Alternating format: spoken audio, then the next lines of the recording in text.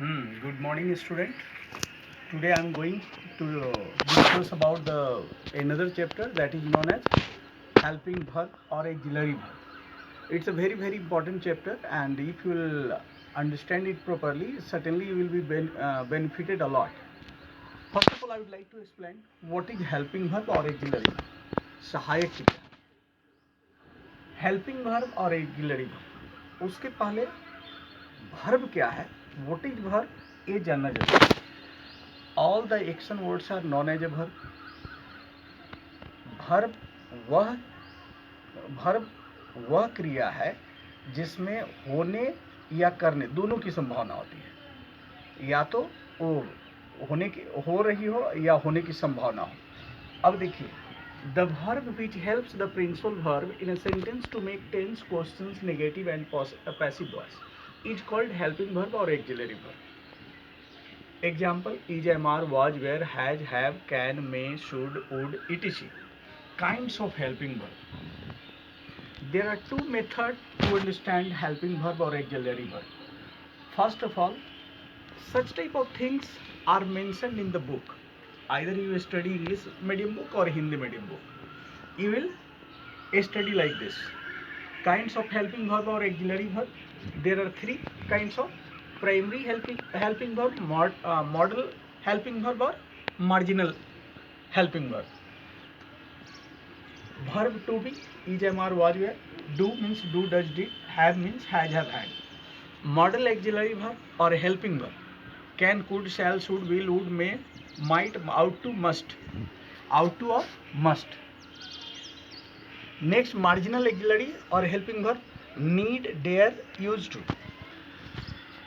But as far as it concerned to my style, it is very easy to understand it and clear it. अंग्रेजी का तंबू कितने bamboo पर खड़ा है? 24. अंग्रेजी का तंबू कितने बंबू पर खड़ा है? 24. 24. एक तंबू जो है, कितने अंग्रेजी का तंबू कितने बंबू पे? 24 पे. First 5 very easy. Is, am, are, was, were. First 5 एकदम इजी है. Is, am, are, was, were. Next, M D H. M D H न ये गरम मसाला है, ना ही ये चंकी चाट मसाला है. M D H. M D H का मतलब M for might, may, might, must. D for do, does, did और H for has, have, had. 5 + 9, 5 + 9 = 14. Next one, C S W का स्क्वायर. सी एस डब्ल्यू का square. C for can and could, S shall और should, W will और would.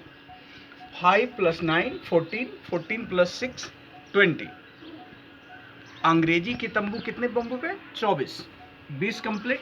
And later 4, ought to, use to, need and dare. इस तरीके से helping verb या auxiliary verb अंग्रेजी में टोटल कितने होते हैं? 24. कहा गया है कि if the student have command over the auxiliary verb और the helping verbs properly, that a student will command over the language. Very simple. As far as we discuss about the modal verb. Modal verb always take V1 just after modal verb. Always take V1. A verb can be classified into 5 groups: V1, V2, V3, V4, V5. Auxiliary verb: is, am, are, was, were. Do, does, did. Has, have, had. Is, am, are, was, were के बाद verb का जब भी आएगा तो third form आएगा या fourth form आएगा. डू, डज, डीड के बाद आने वाला प्रिंसिपल वर्ब हमेशा V1 होता है. हैज, हैव, हैड के बाद जनरली V3 का प्रयोग होता है, लेकिन अगर इसके बाद टू लगाएंगे तो V1 होगा, और टू के बाद बी लगा देंगे तो V3 हो जाएगा. उसी तरीके से इधर मॉडल वर्ब. मॉडल वर्ब में can, could, shall, should, will, would, may, might, ought to, must. इन सभी मॉडल वर्ब के बाद हमेशा V1 का प्रयोग होता है, लेकिन अगर इनके बाद हैव का प्रयोग होगा तो वर्ब थर्ड फॉर्म में आ जाएगा. क्लियर?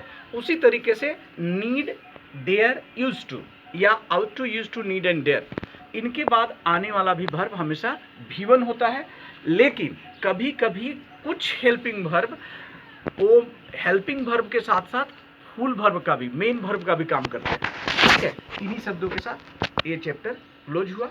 अब हम लोग नेक्स्ट क्लास में नए चैप्टर के साथ मिलेंगे। Thank you.